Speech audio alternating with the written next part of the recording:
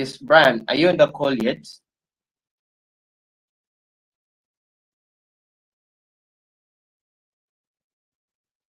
Hello, Harold. I am on the call now. Are you able to hear me? Yes, we are able to hear you. Whenever you are ready, you can start, good sir. Thank you very much. I apologize for the network problems that I've been having. It is fine. You can start. All right. Thank you, everyone. It's a pleasure seeing you all here. I wish to begin by thanking Harold for inviting me here. I'm happy to finally be able to contribute to the Ugandan circuit, both the tiny bits of public speaking that I know, in an attempt to help us grow in this sport. I would wish to begin quickly before my network starts misbehaving. And so, ladies and gentlemen, by the end of this presentation, I expect you to gain the following. You should be able, I'm a teacher, so forgive me, what you would expect from the teacher at the end of the lesson. So at the end of my presentation, you should be able to know the key ethical principles that public speaking adjudicators should uphold. You should also be able to understand how adjudicators can maintain impartiality and avoid bias or conflicts of interest. You should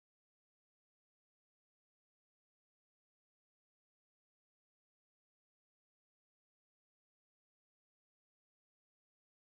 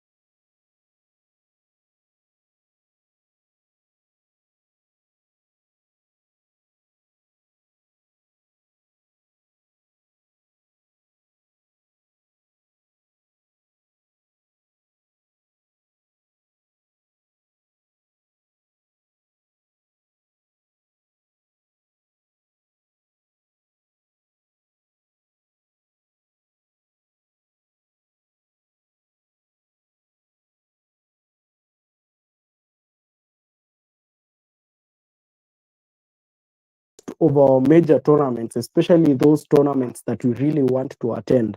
I have been honored to attend the UDN 2022 in Kampala, Uganda, and I have observed a consistency in these tournaments in the context that most of the time they are going to have a similar outcome, or the convener is usually the same person or someone from the same organization, and that is Open Space Uganda.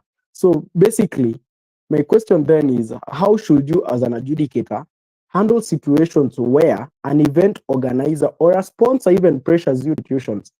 Because most of our incredible tournaments, public speaking tournaments for that matter, depend on sponsors to provide funds for these accommodation, excellent accommodation facilities, transportation means. So if there's a situation where a sponsor wants you to front certain speakers, how then do you handle that situation? Because then it would be you against them. You don't run their expectations. The chances of you rising in the public speaking sphere as far as that tournament is concerned end up getting diminished.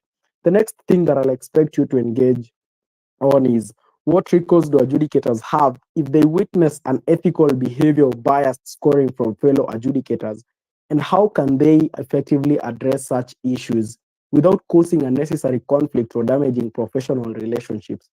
Harold is my very good friend. So then, in the event that Harold attends the East African University Debate Championship and I see him conducting an ethical behavior or biased scoring, how then can we effectively address this issue without causing unnecessary conflict or damaging professional relationships? I of course, forgive me, Harold, for using you as an example.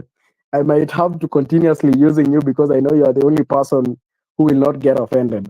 The third aspect that I'll want you to tell me is in cases where cultural differences or language barriers may lead to misunderstandings or perceived biases. Sorry, I will repeat. What recourse or what paths can adjudicators chant if they witness unethical behavior or biased scoring from fellow adjudicators? And how can they effectively address such issues without causing unnecessary conflict? So basically, I'll expect you to contextualize for us what unnecessary conflict is or damaging professional relationship. Let's say that Harold wants to work with me and Kanda is the convener for the East Africa University Debate Championships, and Harold witnesses me conducting an ethical behavior. How then can he make sure that we address that without damaging our professional relationship? The third instance, ladies and gentlemen, is I'll need you to tell me in cases where cultural differences or language barriers may lead to misunderstandings or perceived biases, what strategies can adjudicators employ to ensure fair and culturally sensitive evaluations while upholding ethical standards? Allow me to contextualize this. About 2 weeks ago, I was in South Africa and there was a lady from Britain making her presentation, and she was making her presentation on the word kafir. It's spelled as Kafir. Those who come from Kenya, we call it kafir. Don't know how you call it in Uganda. But then this lady could not bring herself to say kafir because it is illegal to use the word kafir in South Africa if you're a white person. But for a black person, that's very okay. And so she would constantly say K word. Or if she wants to speak about the word nigger or negro, she would have to say N word. And so she was making this presentation, and before her presentation, she issued a disclaimer that if anyone feels uncomfortable with their presentation, then they kindly inform her, and she would be obliged to stop and apologize for the offense that she may commit. And so, ladies and gentlemen, this was a 20-minute conference presentation. 15 minutes into the presentation, I didn't understand where I'm supposed to be offended because I expected from the word go, maybe she would use words like the F word, FUCK, or the S word, SHIT. I expected things like that. But after me and my friend sat and we were wondering what this K word is, and we were able to search, and then that is now when we could relate with her presentation. So this is relevant to this question that I'm asking you, that in cases where cultural differences or language barriers may lead to misunderstandings or perceived biases, what strategies can adjudicators employ to ensure fair and cultural sensitive evaluations while upholding ethical standards? Those are my expectations from you, ladies and gentlemen. I hope, Harold, you will help me observe time so I don't keep you guys here. All right. In our introduction, please, Harold, switch to the next slide. Thank you. The first question that comes to our mind, ladies and gentlemen, when we speak about adjudication ethics and professionalism, is attempting to distinguish between the two, what ethics are and what professionalism is. Basically, they are sisters or brothers, for lack of a better word, in the context that ethics is the theoretical part of it. Professionalism is the practical bit about it. What you are currently learning here, ladies and gentlemen, is what constitutes part of ethics. If I ask you to be not to be biased, if I ask you to observe integrity, I'm impacting ethics in you. That is very abstract. But when you go out to the field and you observe what we have learned today, that is now what we call observation of professionalism.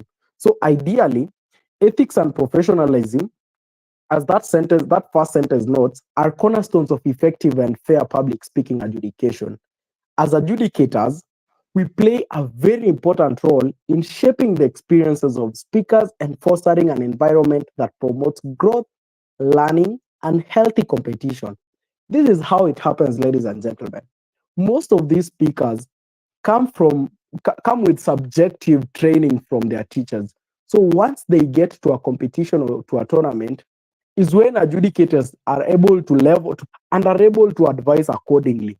This adjudicator may not know this speaker, but from this speaker's presentation or from this speaker's speech, the adjudicator is then able to advise this speaker accordingly especially in respect to these other speakers.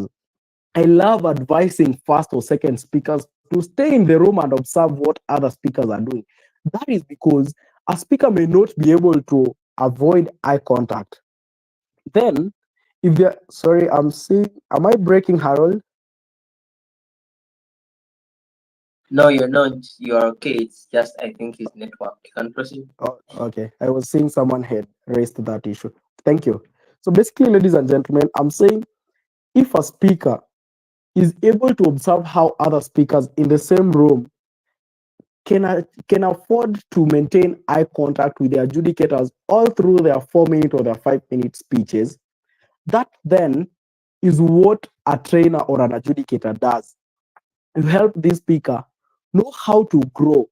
And best growth is by experiencing what other speakers are doing, so that it stops being a point of theoretical knowledge. You don't just tell a speaker, I want you to observe relevant body language. Don't just throw your hands around. Don't just move around the stage. Don't just come with a prop.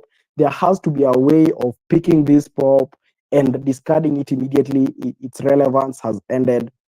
That is what helps speakers grow, learn, and participate in healthy competition. And therefore, our ethical conduct and professional demeanor sets the tone for the entire event and influences the participants' confidence, the motivation, and perception of the adjudication process. Ladies and gentlemen, as an adjudicator in a round, if you find yourself judging a speaker for a second consecutive time, or for a second simultaneous time, or for a second random time, and this speaker has the same problem, then that needs you to go back to the drawing board with that speaker and look whether you are failing as a trainer and an adjudicator, or whether this speaker simply can't learn from you. That will help you devise other ways of imparting these students. The other aspect about upholding high ethical standard involving impartiality, respect, and integrity is in the context that we need to treat all speakers with respect and fairness and demonstrate integrity in our scoring and feedback. You see, professionalism encompasses thorough preparation, attentive presence during performances. That is to say, that when you are there, you don't just listen to a speaker, but you are able to internalize what this speaker is saying. In as much as we always tell our speakers to ensure that they cannot be forgotten, work to make sure that you, as an adjudicator, cannot forget that speaker. If you attend something very presently and you are able to listen to that speaker and observe all their performances, you don't have to constantly refer to your notes, even if you're speaking about the first speaker after listening to the 10th speaker, because you are able to listen and hear this speaker making their speech. So I'm going to the next slide, and that is on Harold, please. We're still looking at ethical principles for adjudicators. And the first aspect that I'm going to look at is impartiality and objectivity. Ladies and gentlemen, impartiality and objectivity are foundational ethical principles for adjudicators. And that is because bias and conflicts of interest always undermine the fairness and integrity of the adjudication process. And speakers can say this. If a speaker is able to sit through rooms and they are able to see what is happening, that then makes them question, who are these people proceeding? You know, as a debater, I would sit through debate tournaments, even when I wouldn't break, and I would be contented when I see people doing, sorry, those who've made it to finals or semis, and I would be contented that these people deserve these finals, or these people deserve to be at the semis, because I can see through the kind of adjudication that my adjudicators were giving, or I can benefit from the adjudication that my adjudicators were saying, and I can benefit from their knowledge. I can benefit from the sentiments that they gave me. But if at some point you see someone at finals, and then when you go back to the drawing board, you start asking each other, how did this person make it to finals? That then starts undermining the fairness and integrity of an adjudication process.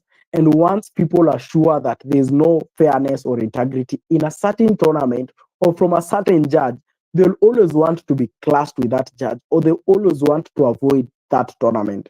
And that goes very badly for you, for your CV as a public speaking adjudicator. So, as adjudicators, we must be vigilant in identifying and addressing any potential sources of bias, whether they are conscious or unconscious, and this includes personal relationships with speakers or preconceived notions about individuals or groups or external influences that may sway our judgment. Most of the time, especially for a professional adjudicator, this could be an unconscious bias that you're so used to seeing a certain speaker in the finals. When you find them in a certain room where you are the chair, you almost certainly expect them to perform very highly. And this expectation that you have of them may then blind you from observing areas where they need to improve or areas where they are weak and areas where they are merited lower than other better speakers or other competing speakers. So, ladies and gentlemen, we must always be conscious about these. We must always be aware of these sources of bias. And the other thing that I want to caution you about is approach each performance or each speech with an open mind and evaluate it slowly on its merits based on the established criteria and rubric. Public speaking is very easy. There's always a set of criteria, different sets of criteria based on the different tournaments that I have been able to adjudicate, which judges can use. So once you focus on that, you'll find yourself objectively meriting this speaker and you'll not find yourself having these conflicts of interest.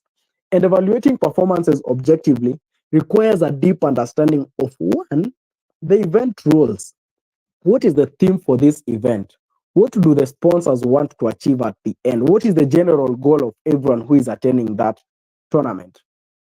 And this involves setting aside personal preferences and subjective opinions and focusing solely on the objective assessment of this speaker's one content, the delivery, and the observation of the guidelines or the adherence to these guidelines. So, by maintaining impartiality and objectivity, we then ensure that every speaker receives a fair and unbiased evaluation, which then focuses trust in this adjudication process and promotes a level playing field for all participants. I also want to look at respect and fairness. Harold, please. Thank you. So, respect and fairness are the next ethical principles for adjudicators that I want us to discuss. And respect and fairness are essential because they guide our interactions with speakers and our approach to providing feedback. Ladies and gentlemen, there's a way you can provide feedback to an experienced speaker and a way that you can provide feedback to a novice speaker.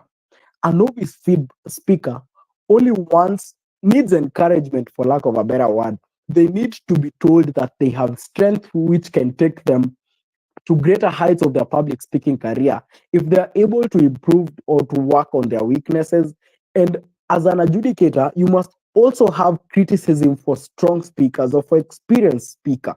You don't just want to tell the speaker you're doing a good job when you cannot give them 100%.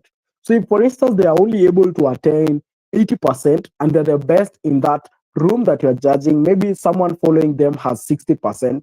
So as an adjudicator, you must find ways of advising these experienced speaker on how they can bridge this 20% gap so they can continue getting better. In as much as we want to assume that no one is perfect, we always want to move towards perfection. So how then, if this speaker comes to you and tells you, I think that I deserve an 83 instead of an 80% because my body language was better than this and this and this, what will then help you as an adjudicator? Tell them why they merit an 80 or why and not an 85. Or if you award a speaker, for instance, you award a speaker a 90% in a speech, and this speaker comes and asks you what is the thin line between being creative and overdoing it.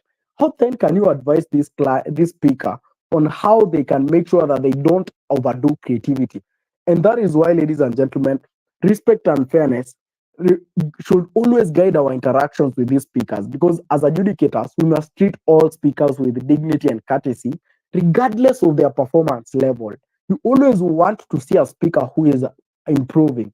As an adjudicator, your pride should be seeing someone crediting their success or crediting their achievements to you as an adjudicator. It makes you feel at peace that you are not only able to impart someone, but you're able to constantly train. It then speaks into the kind of adjudicators that you personally had when you are starting out in your adjudication career. So, regardless of someone's background or any other personal characteristics, respect and treating them with dignity and courtesy means that you create a welcoming and inclusive environment that is free from discrimination or harassment or any form of disrespectful behavior.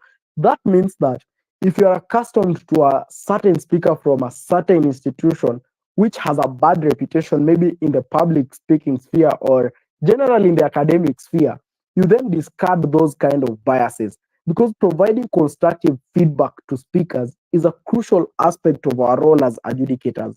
It is an opportunity to offer valuable insights and guidance that will help these speakers to identify areas for improvement and develop their skills further. Therefore, effective feedback shouldn't only just focus on specific aspects of the performance, but it should also highlight the strengths and areas that need attention, as I have mentioned, while avoiding personal attacks or derogatory comments. And you can do this by making sure that your feedback is clear, it is actionable, and it is encouraging. As an adjudicator, avoid just telling students you may want to do this, you may want to do this, you may want to use relevant body language. Demonstrate what relevant body language is. Don't just tell them creating a mock audience is an effective strategy to deal with issues about maintaining eye contact. Demonstrate to them how they can create mock audiences and how they can benefit from that. And this will help them grow, have positive mindsets, and even motivate them to continue refining their public speaking craft. The next principle that I want us to look at is integrity and honesty. Harold, thank you. So, integrity and honesty are a set of other ethical principles which underpin the credibility and fairness of the adjudication process. We must always ensure that as adjudicators, our scoring is accurate and transparent and reflects the true merits of each performance based on the established criteria. This Bakari advised me that when I'm adjudicating a tournament, I should never discard those notes in the event that I find, or for instance, a speaker just comes to you for feedback. Perhaps it's been a whole week tournament and it is day 5, and a speaker thinks that their first speech was really good because they've seen something similar to that in the finals, and you need to help them understand why their speech was not good, or perhaps they were dealing with a narrative speech and they've seen somewhere else, they attended a certain other tournament where they copy pasted a similar speech that was perhaps in their finals and which maybe merited a third or a second or even a first, and you are here granting them lower scores, and you think that their speech is not relevant to that competition. Keeping your notes as an adjudicator will help you in the event that you are questioned about the kind of criteria you used, or whether your fairness or your credibility is put under question. So ensure that your scoring is very accurate and very transparent and reflects the true merits of each performance based on the established criteria for that tournament. Because any attempt to manipulate or misrepresent scores, whether intentionally or unintentionally, undermines the integrity of the entire tournament or the entire event and erodes the trust placed in us by speakers and organizers. People will then start questioning your applications. Every time you put an application and they see that Kanda is putting in an application and Kanda had a certain issue in a certain tournament, the people talk, speakers talk, adjudicators talk, and they'll go and say about how you misbehaved in a specific tournament. And then every organizer is always going to be watching out for your application so that the game is already rigged against you before you even apply. And upholding the rules and guidelines of this competition also helps us maintain a level playing field for all participants, as I mentioned. Selectively enforcing or disregarding rules can create an unfair advantage for some speakers and disadvantage others. I was recently in a certain tournament where we had very young speakers, as young as primary school, competing with very accomplished speakers who've been able to compete in regional tournaments and African based tournaments, and they've even gone to world schools. And these are speakers who've really thrived in their career. And so, as judges, we went and sat and we were wondering how then can we merit these public speakers who are very young and from a non-English speaking country trying to speak in English. And remember, these are primary school kids, and we have other speakers who are raised in English speaking countries. Majority even learned English as their first language. So how then do you score these speakers? And we then reached a point where we had to agree that if we have an established criteria, then that criteria is what we are going to rank these accomplished speaker and these starting out speaker. But then what would then distinguish the two is when you're giving this accomplished speaker, you may want to spend more time with this young speaker who is simply starting out from primary school. And that, because you then cannot start being biased against accomplished speakers because they also started out. And when they started out, the same rubric was used for them against other accomplished speakers. So it's only fair to give everyone a level playing field. It almost sounds as though you're putting 100 people in a field and you're asking them to score on one goalpost. That is exactly what is happening. But then, if you have an established criteria, no one is going to hold you down and ask you why you are being biased. If you stick to a certain criteria that was established for that tournament. So we should always avoid selectively enforcing certain rules or even disregarding other rules because we then create an unfair advantage for some speakers and disadvantage others. It is our ethical responsibility as adjudicators to always familiarize ourselves with the rules, interpret them consistently, and apply them fairly to all performances or to all speeches, regardless of personal preferences or established biases. The next aspect that I want us to discuss is preparation and knowledge. Yeah, thank you, Harold. So, preparation and knowledge is what helps us as adjudicators to understand the specific requirements or the time limits or even evaluation rubrics for each speech.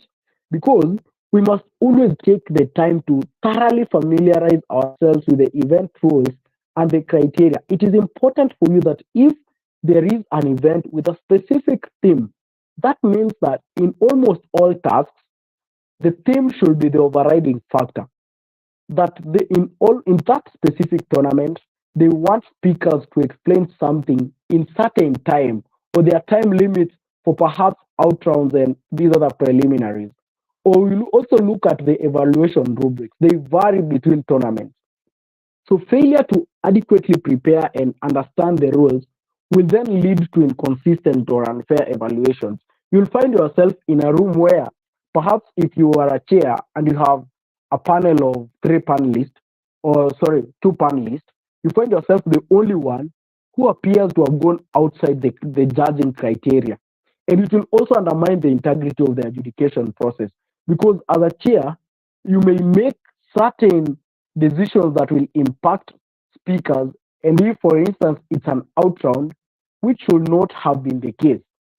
So it is crucial to have a solid understanding of different speech styles and different formats because public speaking includes a diverse range of genres from persuasive speeches to interpretive performances, and each style requires a unique set of evaluation criteria, which is often usually established by the organization of by the organizing committee for that tournament or the CAP for that tournament. So by developing a deep knowledge of these various styles, we are able to provide meaningful and informed feedback to speakers and help them improve their craft within that specific genre that they choose. That once you understand how a speaker speaks, because there are speakers who prefer making speeches using stories, you are able to perhaps distinguish where which part of the introduction their story covers.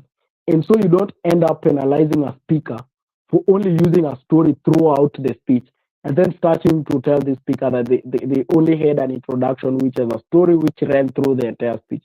You need to understand that there are speakers who thrive on stories, there are other speakers who thrive on hilarious comments, there are other speakers. And then you also need, as an adjudicator, to distinguish the thin line between theatrical performances and perhaps body language or stage management. So you are able to know know this speaker is crossing the boundaries and they are now going to theatrical performance instead of making a speech. The next ethical conduct that I want to talk about is conduct and demeanor. Thank you, Harold. So, as adjudicators, we have a responsibility to maintain an attentive and focused presence during performances, as I mentioned in my introduction. And distractions such as using electronic devices or engaging in side conversations will not only disrupt the speaker's flow, but also compromise our ability to provide fair and accurate evaluations. I always advise that once you are judging a room, it is prudent that as a chair or as a panelist to remind others to keep their mobile phones silent if they cannot turn them off. And you also want to minimize movements during the rounds. If you go judge high school tournaments, high school speakers or high school audiences always only want to come in for their speakers. So once their speaker is done, they start moving out. Or others wait until it's that their speaker is speaking, for instance, third, and so they start streaming in when the second speaker is speaking. So it's prudent that as adjudicators, you are able to make sure that there's no interference to these speakers, whether vocal or from your side as adjudicators. And this will help you ensure that you are attentive throughout the entire performance and you have a focused presence during their speech. Appropriate behavior and adherence to dress codes are also an essential aspect in upholding decorum and respectability of the event. If you're judging male students, as a female adjudicator, you want to ensure that your dress code will in no way interfere with this student. Most of our high school students, I don't know whether that happens in Uganda, but in Kenya, most of them are at that adolescent stage. So any kind of provocative dressing may impact or may be detrimental to a male student's performance. And as a male adjudicator, any form of indecent dressing may be detrimental to a female student's speech.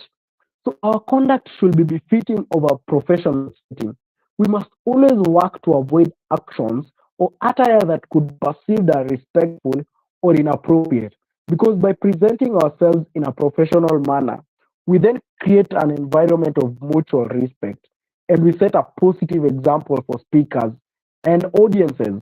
Remember, ladies and gentlemen, as an adjudicator, you also want to inspire these speakers to become adjudicators like yourself.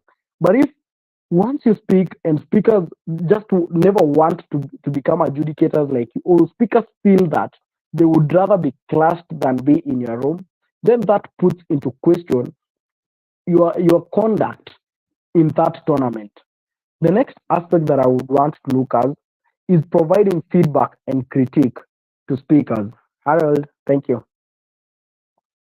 So, constructive and actionable feedback, ladies and gentlemen, is important for speakers to identify areas for improvement and develop their skills further. As adjudicators, we must always offer specific, detailed, and practical suggestions for improvement, which not only address the strengths of speakers, but also the weaknesses of each speech. And this is while aligning with the established evaluation criteria. When you speak to a certain speaker, help them understand what their weaknesses are, help them know how they can improve. If, for instance, you are advising a speaker on how they can ensure they stick to time or how they can observe time changes in their speeches, you may want to suggest or make recommendations of strategies that they can use. For instance, telling a speaker, if you feel that you need to be informed of time lapses after 30 seconds are over, or once you're left with 30 seconds to the end of your time, try practicing this either alone or with fellow speakers or even with your trainers and see if once an adjudicator has informed you that you're left with that or has indicated that you're left with 30 seconds, as a speaker, you are able to transition between what you are saying and moving to the conclusion of your speech. It is equally important to ensure that our feedback remains respectful always and avoids personal attacks or derogatory comments to speakers because criticism should be focused on the performance itself and not the individual speaker. At no given point should you, as an adjudicator, tell a speaker, I have observed this is a problem with your school. Your school is struggling with this. Other speakers from this room have similar problem. That is, we call that fallacy of generalization in education, and you should avoid that as an adjudicator. Always ensure that you do not attack a speaker. So you don't tell them, I have observed this is what you usually do in your performances. Just tell the speaker that in this speech that you made, you have done this and this and this, or your speech had this and this and this, and I think you should improve by this manner. It is always encouraged that for every criticism or negative criticism you give, at least have two recommendations or two commendations or positive aspects to give to these speakers. But in as much as this criticism may hurt their morale, they should know that they have something to hold on. They should know that even if what you're telling them might be hard to accomplish, they have a note that they can hang on through the entire speeches and things that they can also work to improve. And we often have, especially from experienced speakers, others may be very argumentative. They may tell you that you saw this as this, but what I intended was this. And so, as an adjudicator, always avoid resorting to insults or mocking them. Even during, I understand Ugandans love bantering. So, in the event that you are judging perhaps a fellow university colleague, avoid bantering or avoid mocking their speech outside the tournament, or avoid using any offensive language that will not only damage their confidence but will also reflect poorly on our professionalism as adjudicators. And by maintaining a constructive and supportive attitude, we will always promote positive learning environment for speakers and equally uphold our credibility and integrity. The next aspect that I want to look at is continuous learning and improvement as the adjudicators. Harold, thank you. So, as adjudicators, we have a responsibility to always ensure that we are constantly learning from one, other adjudicators, and two, other speakers. It is easier for you to observe accomplished speakers or excellent speakers and using that kind of positive attributes about them to advise other speakers. So don't put yourself on a pedestal where you think that as a judge or as an adjudicator, you cannot take advice from a younger speaker or from a speaker who is trying out. Because not all speakers are always bad. There are speakers who might be able to do something better than other experienced speakers. And when you keep learning, when you keep attending such training sessions, you are able to understand how then you can provide feedback to speakers that you will be able to adjudicate, or how then you can provide feedback to fellow adjudicators. Because in tournaments or in rounds where we need to deliberate, and you're made a chair of that round, or you're a panelist for that round, you don't just have to be at the mercies of the chair. So that the chair says, I think this speaker ranks above this speaker because of one, two, three. And because you, as a panelist, have never won any public speaking tournament, and you have a chair who's won three international tournaments, you then want to put yourself lower and want to take their word for it. Continuous learning and improvement will then help you as an adjudicator not to just take anyone's word for it, but argue well and vote, and you're able to vote for speakers that you feel merit in respect to other speakers. So you must always be open to seeking feedback also as an adjudicator and actively pursue professional development opportunities. Always solicit for feedback from event organizers, even the kind of audiences that we have, even fellow adjudicators that we have. Because once you're attending a tournament and you find yourself not breaking as a judge, perhaps you did not go beyond quarters or beyond semis, or you did not even get to finals, solicit for feedback from the CA, solicit for feedback from the DCA, or from fellow panelists. Ask them how then they think about your adjudication and how they think that you can improve your adjudication. It is important. I always vote for the improvement of my panelists if I'm a chair in a certain round, and I have been able to provide OA to certain speakers. In subsequent rounds, I always want my panelists to speak, or I always give them first priority to speak, so that once they speak and I feel that there's levels of or the certain feedback that I feel has not been emphasized well, I'm able to complement what they are saying and not overrule what they are saying. Because this feedback will help us refine our evaluation skills. You want to, if you are looking at your rubric and you're seeing that your evaluation criteria is not in synchronized with perhaps two of your panelists, you then want to look at why your evaluation is not perhaps according to the standards, or you want to learn what makes you prioritize, or what kind of biases do you have that make you rank a certain speaker higher than what your panelists are ranking that speaker. You are able to understand the communication styles of speakers, and you are able to master an overall approach to adjudication of a specific tournament. And staying updated with trends and best practices in public speaking is equally important. And that is because the art of communication is constantly evolving with new styles, new techniques, and technologies are constantly emerging. Initially, we used to penalize words if speakers started with conjunctions, and you want to break a certain speaker over another, you would look at words like and or but, and you'd use that to penalize them. But these days we no longer look at that because we always agree that every speaker has a certain way that they speak. There are speakers who have accent, there are speakers who speak with heavy intonation of certain sounds. So you can't use that to be biased against them and use that to merit their speeches or to merit whether they should proceed or not.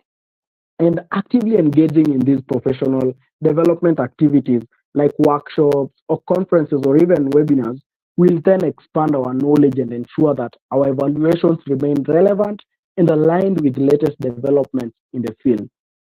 I would like to give you scenarios, and this is perhaps when I would require you to participate in this. Harold, how many minutes do I have left? Yes, the session runs until 10, so you have an hour and 4 minutes left, roughly. Perfect. Thank you. All right, that gives us enough room for interaction. So, ladies and gentlemen, I want to provide you with Harold. Please proceed to the next one.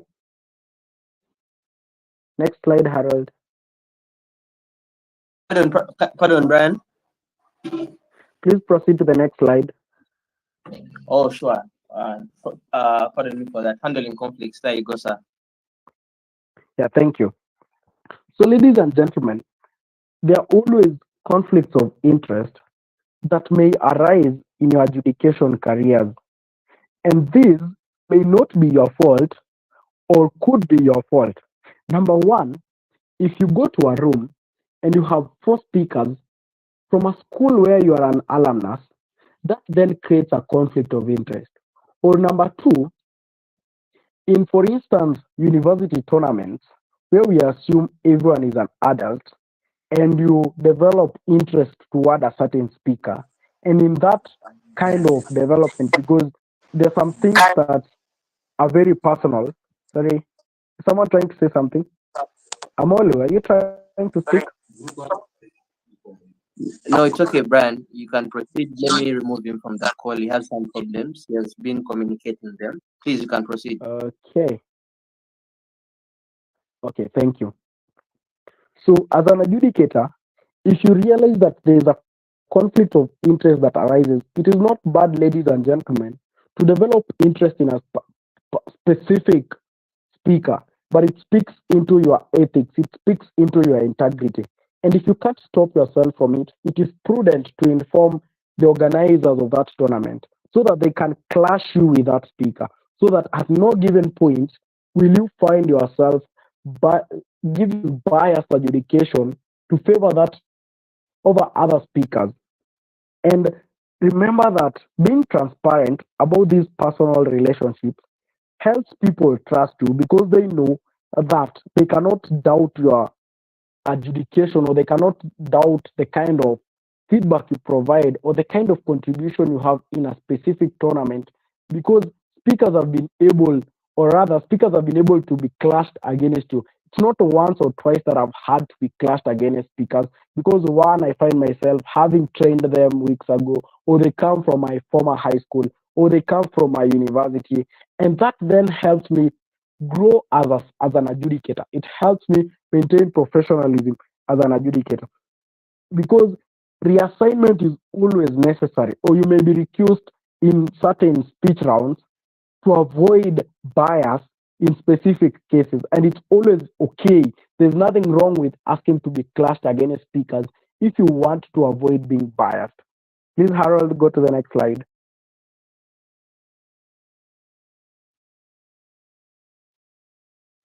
The next thing that, remember, there were questions that I asked you that if you have questionable content from a certain speaker, you may want to change how you look at that.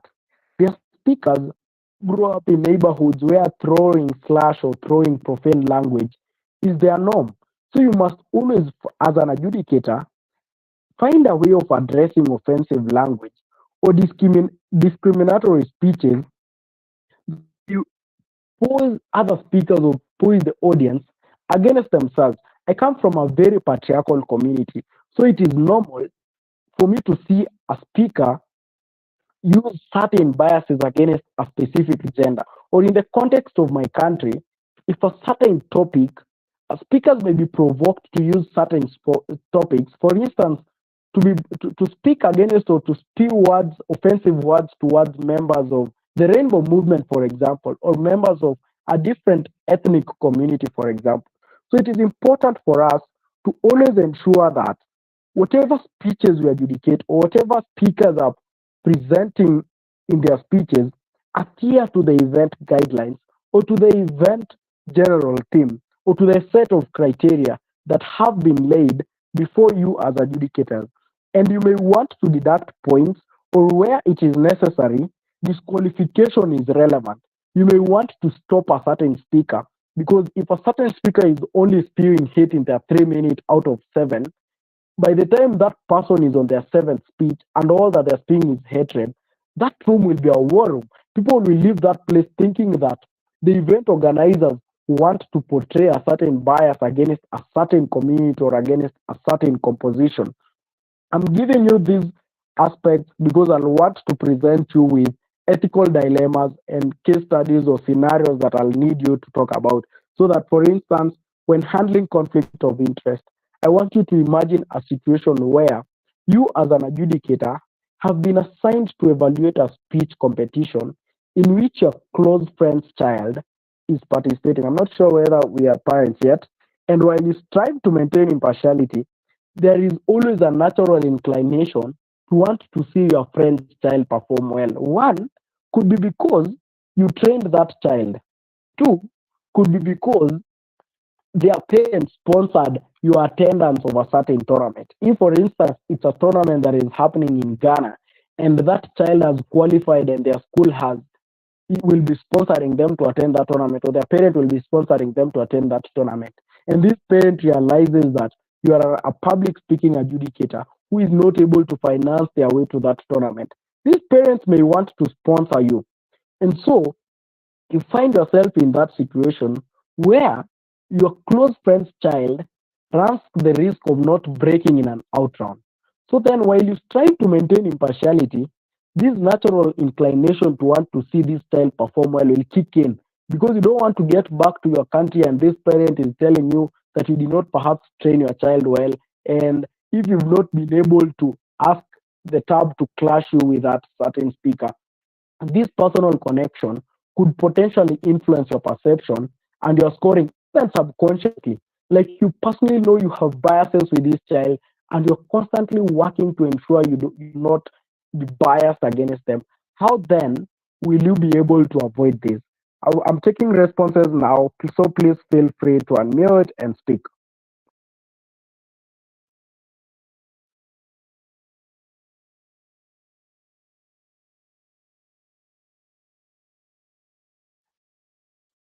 Shall I repeat this scenario? That I want you to imagine a situation where you, as an adjudicator, have been assigned to evaluate a speech in which your close friend's child is participating. And so, as you strive to maintain impartiality, there is this natural inclination to want to see your friend's child perform well. And this personal connection could potentially influence your perception and scoring, even subconsciously, because for professional adjudicators, we do not want to intentionally be biased against children of our friends or against our own brothers and sisters. So, how then, based on what we have discussed before, can we ensure that we deal with this conflict of interest? Thank you. I'm inviting volunteers, otherwise, I'll start calling us out. Yes, Enoch, please shoot. Okay, good evening. Am I audible? Thank you, loud and clear.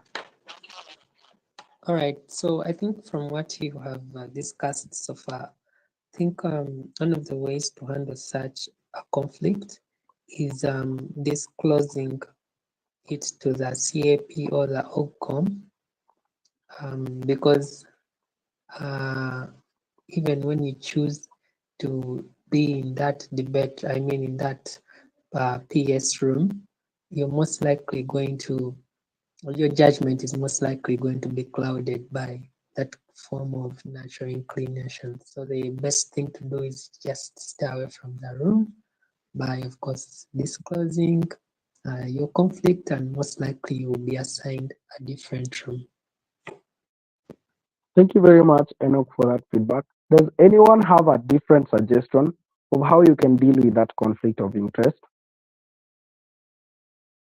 Harold, you may be able to see those who are raising hands because I'm using my phone and I can't see them.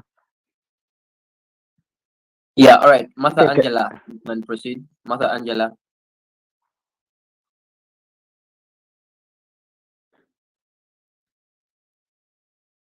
Yes, Martha, please unmute and speak.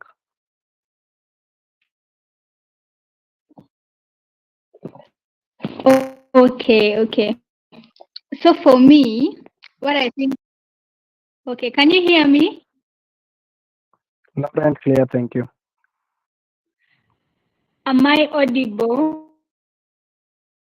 My network today is a bit bad, but am I audible? Yes, you are audible. Okay. Yes, you are audible. So You I can think proceed. what would be the right thing to do at that moment, besides letting the CN know about. Okay. Okay. So besides letting the CN know, I think the best thing to do at that time is to do what is right, because not like you cannot continue being in rooms where that kid or that child isn't in the entire tournament.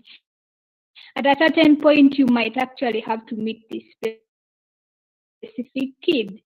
So at this point, it's just about integrity, like doing what is right. If this kid does well, then you give them the mark. If they do not do well, regardless of the sponsorship that you were given, the most important thing is having, you must be able to explain the jurisdiction that you've given this child. So even if they have not broken to the next level, and maybe their parents are holding you and etc., you need to be able to clearly explain that this was what was needed in this specific round, and your child was not able to meet these expectations, and that was why they could not break. So the most important thing is having a clear explanation about what really transpired. Well, it might affect the relation that you have with the parents, but yeah, you just need to be prepared. Even if someone is sponsoring you or something, like you need to really be very clear with them. I also faced that kind of challenge just recently. I had a tournament and now I have a responsibility. I'm CA, and in that specific tournament, I have one of the teachers who has been one of my friends, like very close. This person actually connected me to one of the guests. That was what he wanted to talk about. So when he shared his play with me, I told him, yeah, that would really be nice, but there is nothing I can do about this. I do not have control over how this person breaks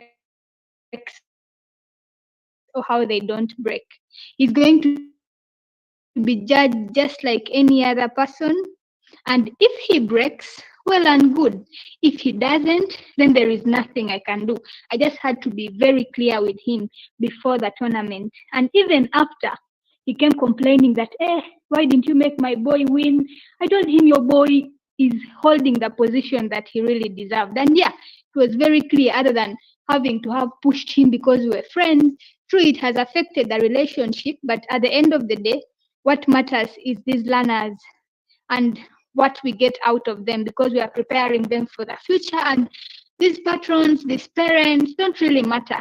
What matters is these learners and how we are able to give them the right jurisdiction so that we can get the talent that we are looking for. Thank you. That is my Okay, submission. Brian, someone else is putting up their hand. You want to hear what they say? Churchill, over to you. Aaron will come next. Churchill, you can unmute and speak. Okay. Thank you so much, Harold. Just to confirm if I'm audible, because network this says. Yes, you are as clear as Liverpool's title race. Always Uganda. Okay, so for me, when it comes to that part of having a conflict of interest, maybe a student, I really think it is very important to keep things professional. I think Harold has always been teaching me that, because I'm in a circuit where I've been interacting with quite a number of students. Most of them know me as a public speaker. I've been in competitions with them. Some of them we've shared rooms in public speaking competitions, and some of them I actually know them as individuals. But how can I, as a public speaking judge right now, report the entire, let's say we have 60 students in a competition and I know all of them because I have been in the circuit as a competitor or as a participant, and now I'm a judge. How do I report all these students to the CA or to the panel? You get? So what I'm trying to say is it is very important to keep things professional. That's what Harold always tells me. Keeping it professional. I will not go back into how to do all that because our facilitator has been handling all that. But to me, I think that is very important because you go into a competition where you have over 15 students whom you've been able to, mentor and teach different tricks in public speaking. Let's say online. Some of them, you've met them at their schools and you've taught them a few things here and there, but you cannot clash all of them because they are in the competition and there are quite many. So I think it is very important to keep things professional, just like they had told us. And yeah, ethics. Thank you.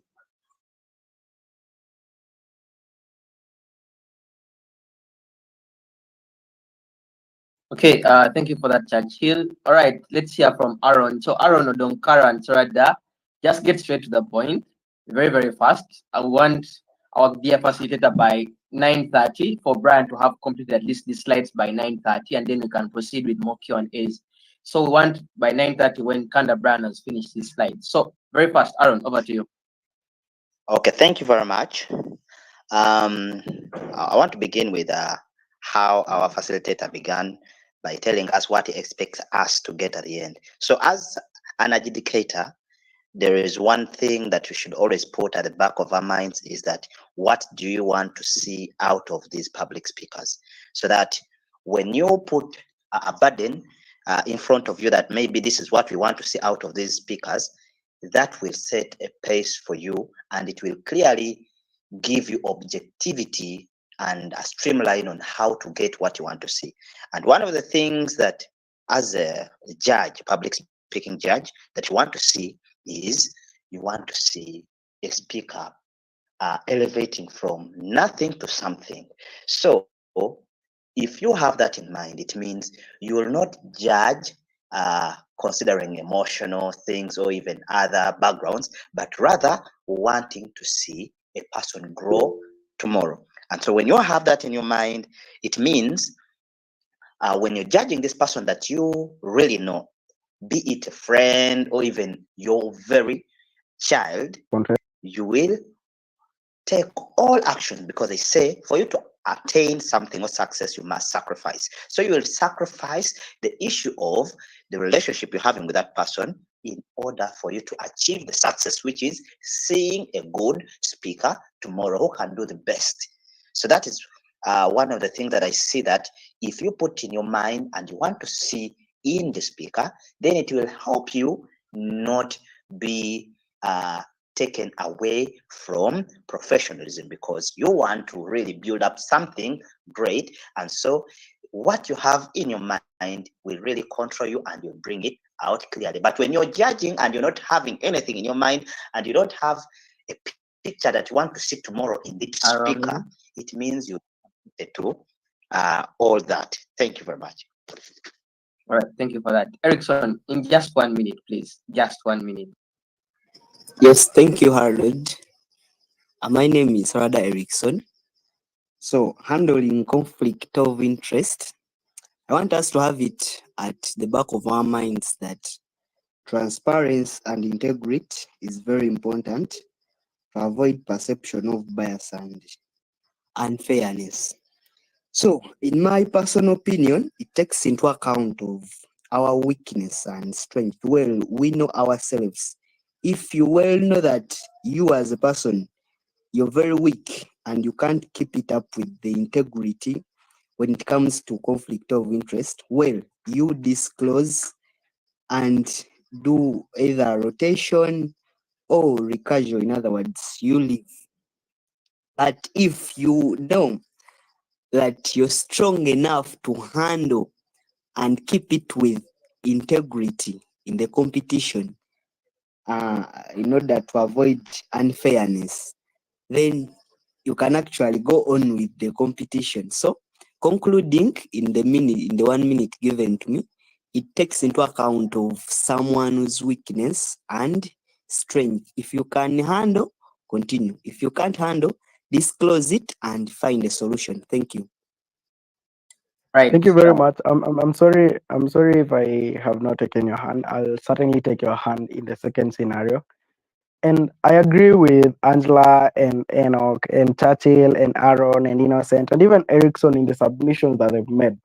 But what I think it's important, ladies and gentlemen, if you ever find yourself that there's a certain conflict of interest which may haunt you, one, it is important that you disclose. Disclosing it makes it easy for people to trust your adjudication, especially of certain speakers, so that you are a trainer of, for instance, 5 speakers in a certain room where all of them seem to be scoring higher marks. You should be able to disclose this to CAP so that, or to TAB or to the organizers, so that they are able to follow through your scores and they're able to even advise.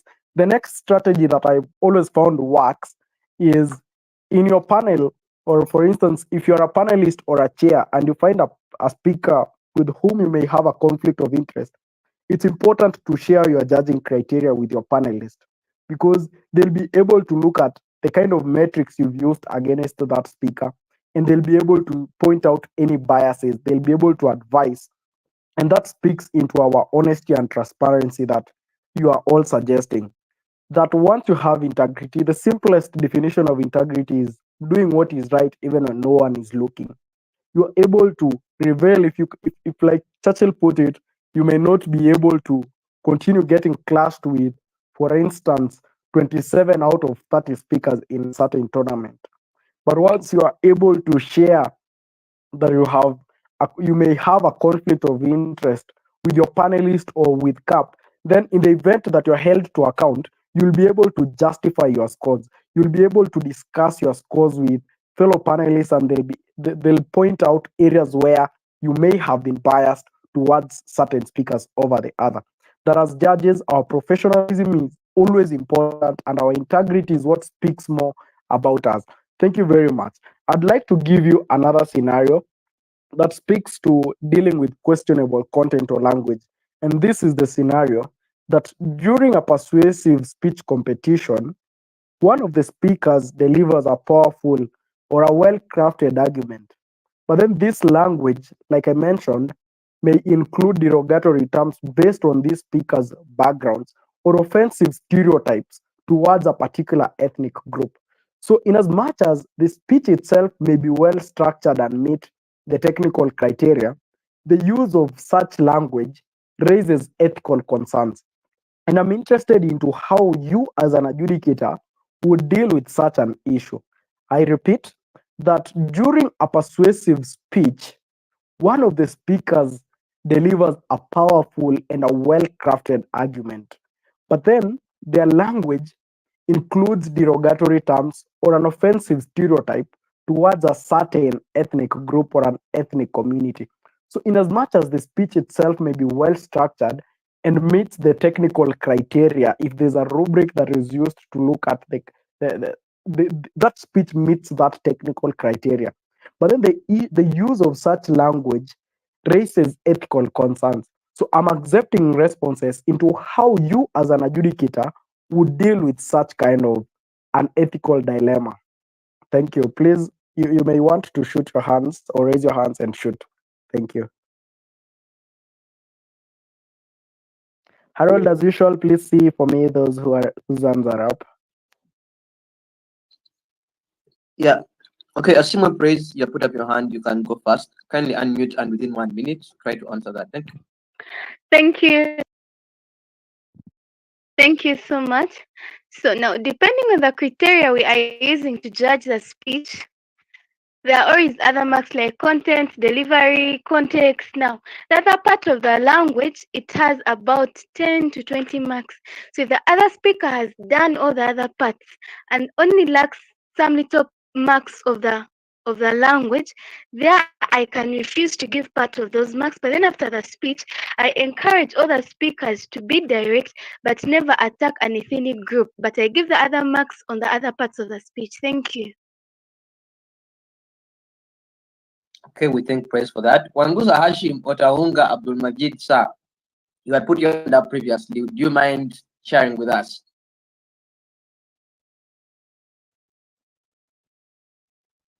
Okay, I think Wangusa for the first time is shy. All right, Richard Richards, you can unmute and then speak to us. Really, 1 minute. Just confirm, am I very clear? Yes, you are very clear, Richard. Thank you very much, our facilitators. To get to the point direct, on dealing with the issue of maybe offensive words that may have been brought by a speaker, I think first of all, as an adjudicator, you need to pay attention and then consider the context at which a particular speaker could have used these words before we can rush to make a judgment over the usage of whatever word that such a speaker could have given. So by so doing, you will have a picture of what the speaker intended, and therefore, such a speaker could have possibly not intended to harass or offend any ethnic group, because if we may meet such speakers with the various boundaries, just like our facilitator first of all put of a presenter from UK who had the different kind of dialect, and then it is important to consider the context at which the speaker could have used. Thank you very much. All right, we thank you for that. Yes, Brian, the hands are up. Over to you, kind sir. Thank you, Harold. I agree with Asimo and Richard that one, as an adjudicator, after considering the events guidelines and the policies regarding hate speech or discriminatory language, you'll use then those metrics that if this language violates these guidelines, you may need to deduct points or even worse, disqualify this speaker depending on the severity of the offense. I've never seen this happen, but this could happen. Like I have told you, that if you, as an adjudicator, relying on your clear sense, observe that this person is on their third speech, and by the time they're done with, is on their third minute of speaking, and by the time their seventh minute is up, this person will have created a war room out of your room. It is important that you stop that speaker and perhaps escalate that issue to up. But if it's something that there is a clear policy regarding hate speech or discriminatory language, and this language violates these guidelines, as we've said, you may need to deduct points. But however, if the guidelines are not explicit, you then, as an adjudicator, need to move through this situation very carefully, balancing the need to uphold ethical standards while maintaining fairness and objectivity in your evaluation. This is now when the ethics and professional conduct kicks in. Because if there are no criteria, I've been to most of our tournaments and we are not accustomed to have speakers who spew hate. And so, in the event that you find this one wrong speaker who spews hate, and because no one foresaw that happening, there are no clear laid guidelines, it is then up to you to navigate this situation very carefully and balance the need to uphold ethical standards and maintain fairness and objectivity in your evaluation. Allow me to give you the third and final scenario before I conclude my presentation. And this scenario is in regards to addressing allegations of bias or unfair scoring. Please, Harold, proceed to the next slide.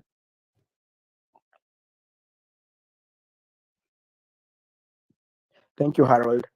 So, this is the kind of scenario that I'm giving you, that after a regional competition, you have received an email from a coach who alleges that your scoring was biased against their team.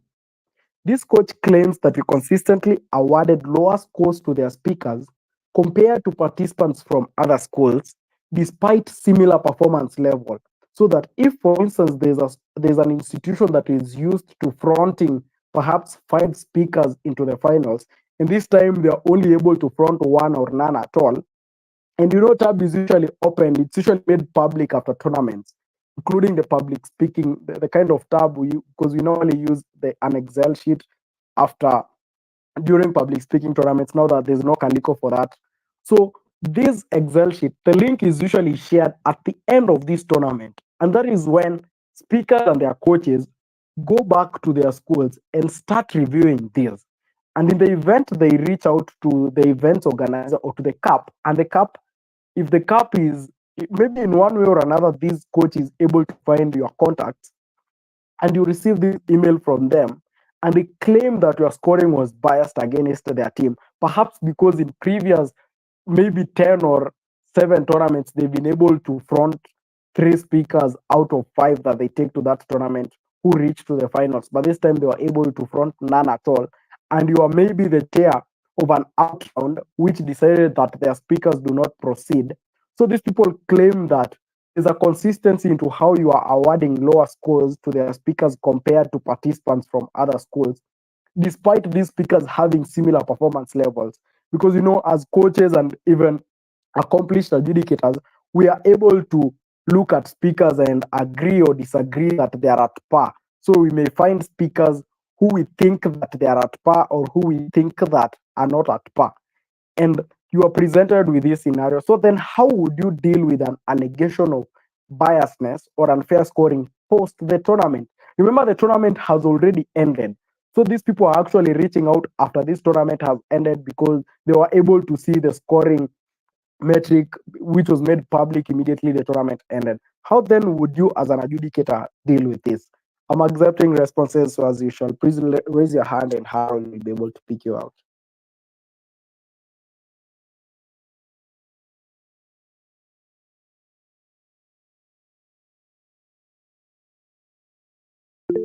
Okay, Kushaba Hood, in at least a minute, just bring that point forward.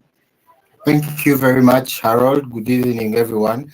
I think in such cases, record keeping is the only important thing. So that means as a judge or an adjudicator, you have to always keep your records straight, such that in cases of people coming out to allege that, you treated them unfairly, you can go back to your records and refer to, the marks you gave and why you gave them, and, the strength and weaknesses of the different speakers. And that will help you out, because if you don't keep your record straight, then there is no way that you can really explain to someone who I don't know, when the tournament is done. Thank you.